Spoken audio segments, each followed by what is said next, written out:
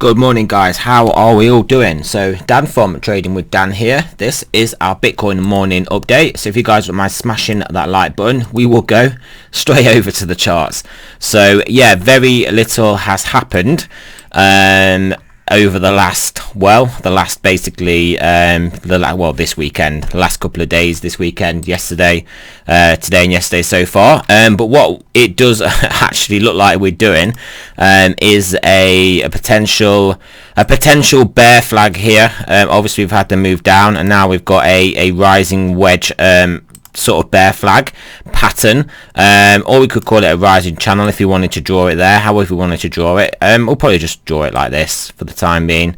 But yeah, so obviously we've got to keep an eye. I don't know, yeah, we'll draw it like that. We've got to keep an eye on the bottom of this level, because obviously if we break below this very short-term trend line, yeah, we'd probably expect to move, I mean, at least realistically down to this trend line again here.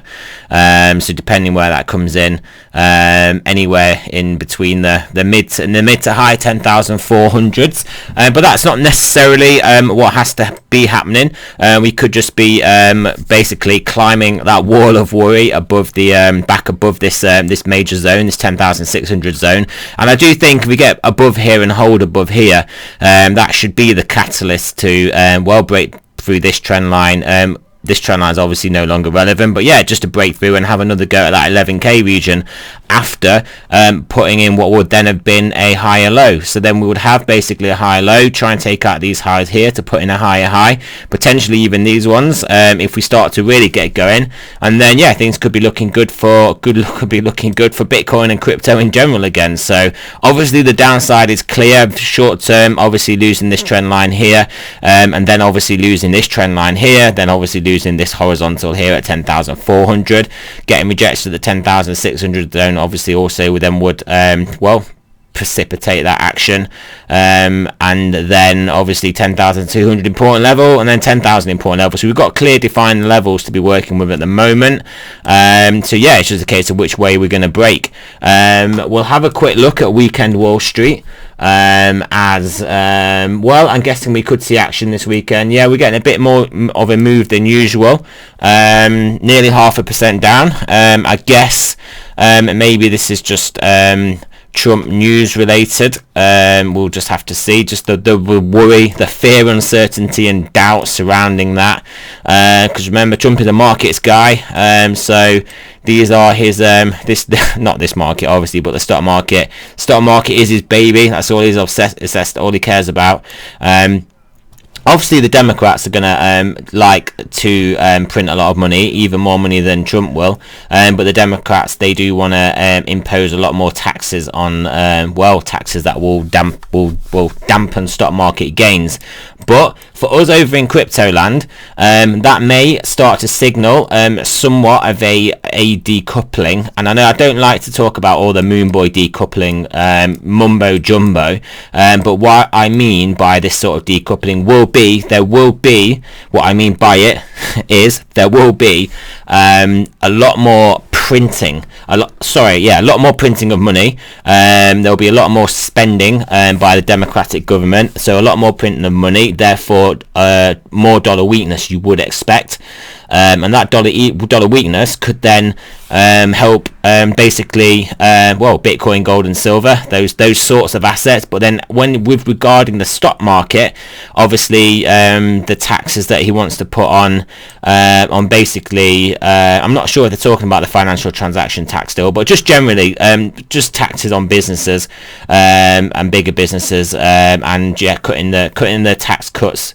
cutting basically reapplying the tax cuts that Trump did.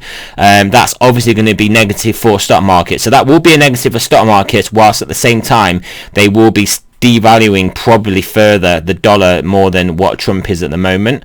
So yeah, that could literally be a sort of decoupling. It won't necessarily have to be a total decoupling, they'll go separate ways, but we'll probably get like a readjustment of like the spread between the two, the relative levels of stock markets being like, say, a certain level, and then Bitcoin being a certain level, and then once we have repriced, once we've had a bit of price discovery to evaluate that spread between the ratios, then maybe we will then start to trade like hand in hand against stock markets up, risk on up, basically Bitcoin up, and then stock markets down, risk off, down, Bitcoin down. But I believe there will be a sort of rebalancing, so it won't be a total decoupling where we end up with like in the olden days when you'd have stock markets down and gold up, and then when stock markets went up, gold went down.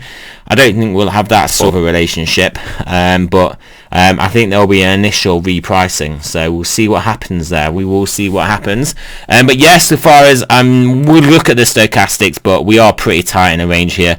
4 hour looking like it's going to come up. I'm guessing we're just going to be getting mixed messages relative. 10 hour looking like it's going to turn up from quite a lowish level. 12 hour, this will be the main one. If the 12 hour turns around and comes back up, I think, well, on the basis we are hanging around the 10,600 level now. If the 12 hour turns up whilst we're around the 10,600 level, that really could get us going. That really could get us going to around the 11k again. Daily's not looking too bad if it turns back here and moves back up as well.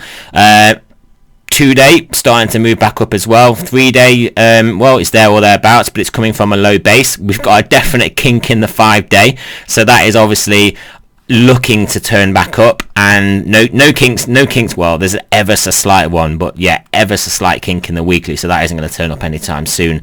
But any sort of region, in any sort of turn up and around this region, and they'll obviously have a low, a higher low, and a higher low. I mean, if we come down and take this out, I think things were already looking pretty bad for crypto, but I feel we could turn up basically before we get to this low here. So yeah, having said that, there's not a lot to read out of the stochastics. What we can read does look okay. Yeah, whatever you want to read into what okay means, but okay, they look okay, but realistically price isn't doing a lot. There's not a lot of momentum or trending action here, so you can't read too much into it. But what you can read is definitely positive, not negative.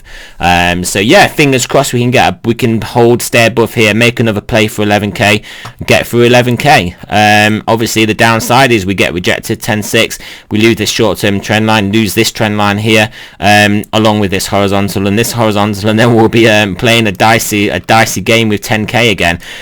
I will always say things do count on what the stock markets are doing. As you can see, they're down a little bit over the weekend, but I don't tend to look into that too much unless it's down like multiple percent, like 2% or 3%. Like, not, it's never really down 3%, but like something big has come out over the weekend. But yeah, even that can easily be reversed before the opening of the cash market. So yeah, that is it, guys. So remember, this is not financial advice. I'm not a financial advisor. Always do your own research, and I will speak to you guys later on today.